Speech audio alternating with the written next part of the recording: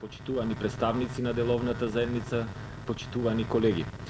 Најпрво дозволете ми да во име на Царинската управа и о моје лично име ве поздравам и заблагодарам за денешното присуство на овој настан за кој што е замислен да ги промовира новините во царинското работење. На почетокот сакам да се осврнам како најважна новина која не очекува во 2019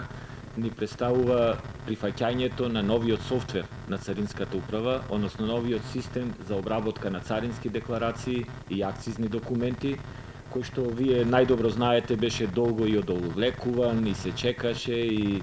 беше прашање дали ќе се усвои или не. Меѓутоа, ова е еден од најважните проекти кои ги завршува Царинската управа и со кој конечно ќе биде заменет старата сикуда, од која вие мислам дека имате најповеќе проблеми и најповеќе реагирате.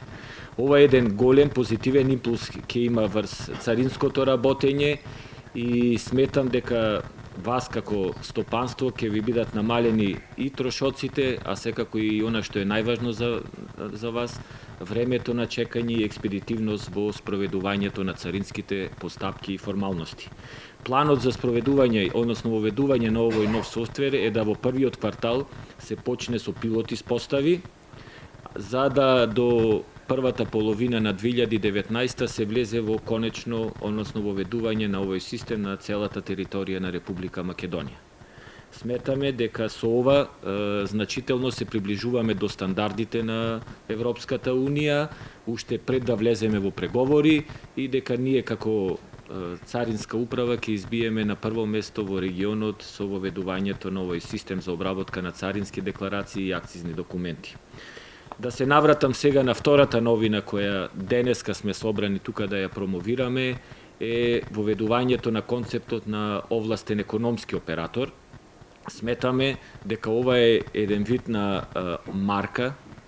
на квалитет која ќе биде многу важна за компаниите од Македонија при нивниот настап првично во ЦЕФТА регионот, а потоа и во Европската Унија и во светот. Овој концепт на овластен економски оператор ние веќе го промовираме на официјални 4 работилници, меѓутоа и во неформални контакти и формални контакти со стопанските комори, каде што настојуваме да ги запознаеме сите засегнати во царинските постапки, за придобивките и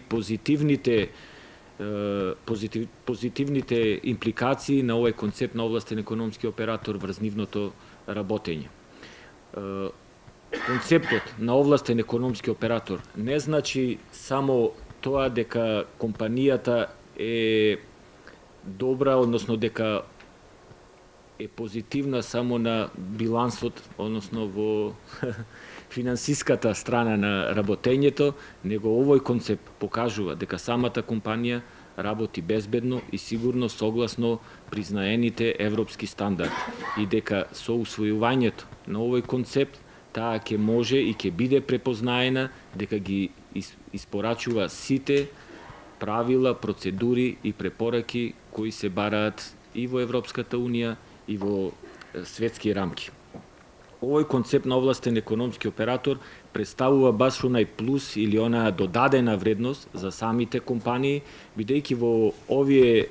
регионални првично синџири на снабдување ќе се бараат компании кои испорачуваат сигурност, безбедност и она што е најважно и што го спомна и заменикот председател е дека компаниите немаат време да нивните камиони и нивната стока чека на самите граници.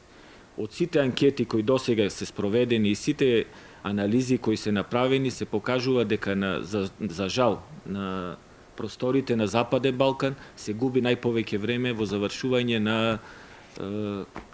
граничните процедури и формалности. Тоа е нешто што сите вас ве оптеретува и што ви донесува дополнителни трошоци. Сметаме дека кога ќе обезбедите овој статус, вас ќе ви допринесе значително во намалување на трошоците.